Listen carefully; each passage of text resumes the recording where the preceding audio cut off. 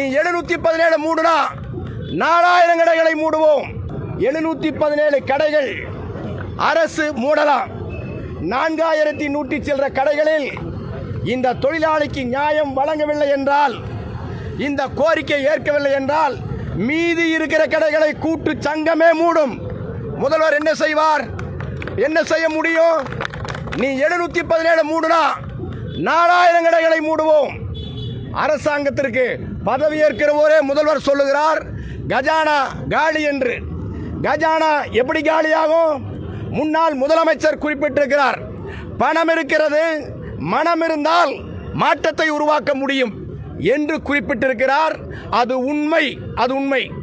ஆகவே அரசு ஊழியர்களுக்கு 2% அகவிலைப்படி நேற்றைய தினம் அறிவித்திருக்கிறதை வரவேற்கிறோம். எங்கிருந்து பணம் வந்தது? ஆகவே டாஸ்மாக் ஊழியர்களுக்கு காலமுறை ஊதியம், 8 மணி நேர வேலை உள்ளிட்டதை புதிய அரசு துவக்கத்திலேயே அமுல்படுத்த வேண்டும் என்று டாஸ்மாக் கூட்டுக்குழு சார்பிலே இன்றைக்கு மனு கொடுப்பதன் மூலமாக தெரிவித்துக் கொள்கிறோம்.